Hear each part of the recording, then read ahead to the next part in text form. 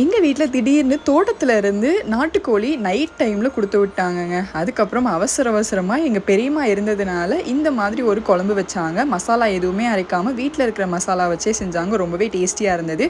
கொஞ்சம் வீடியோ அப்படி இப்படி தான் இருக்கும், அட்ஜஸ்ட் பண்ணிக்கோங்க. ஃபஸ்ட்டு ஒரு மிக்சர் ஜாரில் 10 சின்ன வெங்காயம், 20 பல் பூண்டு, கொஞ்சமாக இஞ்சி சேர்த்து ஃபைனாக அரைச்சிக்கோங்க. கடாயில் 2 டேபிள் ஸ்பூன் அளவுக்கு எண்ணெய் சேர்த்துட்டு இந்த ஸ்பைசஸ் எல்லாத்தையுமே சேர்த்துக்கோங்க. நான் கிளியராக லிஸ்ட் பண்ணிடுறேன். அதுக்கப்புறம் ஒரு 10 சின்ன வெங்காயத்தை கட் பண்ணி ஆட் பண்ணிவிட்டு கருவேப்பிலை, 2 பச்சை மிளகா சேர்த்து நல்லா வதக்கி விடுங்க. அது வதங்கி வந்ததுக்கப்புறமா நம்ம அரைச்ச பேஸ்ட்டு, தேவையான அளவுக்கு கல்லுப்பு, கொஞ்சமாக மஞ்சள் தூள் சேர்த்துட்டு நல்லா மிக்ஸ் பண்ணி விட்டுக்கோங்க.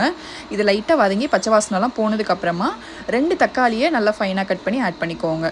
தக்காளி நாட்டு தக்காளியாக இருந்தால் டேஸ்ட் நல்லாயிருக்கும். இப்போ க்ளீன் பண்ணி வச்சுருக்கிற ஒரு நாட்டுக்கோழியை சேர்த்துக்கிறோம். இந்த நாட்டுக்கோழி பார்த்திங்கன்னா ஒரு 3/4 கிலோலேருந்து 1 கிலோ வரைக்கும் வெயிட் வந்திருக்கும். சிக்கன், வெங்காயம், தக்காளி எல்லாமே நல்லா மிக்ஸ் ஆகிற மாதிரி மிக்ஸ் பண்ணி விட்டுட்டு 1 டேபிள் ஸ்பூன் மிளகாத்தூள், 1.5 டேபிள் ஸ்பூன் மல்லித்தூள், சிக்கன் மசாலா ஒரு 1 டேபிள் ஸ்பூன் மட்டும் சேர்த்துக்கோங்க. சிக்கன் மசாலா நாங்கள் வீட்டில் அரைச்சதான் சேர்த்துருக்கோம். அந்த மசாலா ரெசிபி நான் வேகமாக அப்லோட் பண்ணுறேன். உங்ககிட்ட இல்லைன்னா நீங்கள் கடையில் வாங்கினது கூட யூஸ் பண்ணிக்கலாம். மிக்ஸ் பண்ணி விட்டுட்டு தண்ணி எதுவும் சேர்க்காம மூடி போட்டு வேக விட்டிங்கன்னா இந்த மாதிரி தண்ணி பிரிஞ்சு வரும். அப்பப்போ இடையில கண்டிப்பாக கிளறி விட்டுக்கோங்க.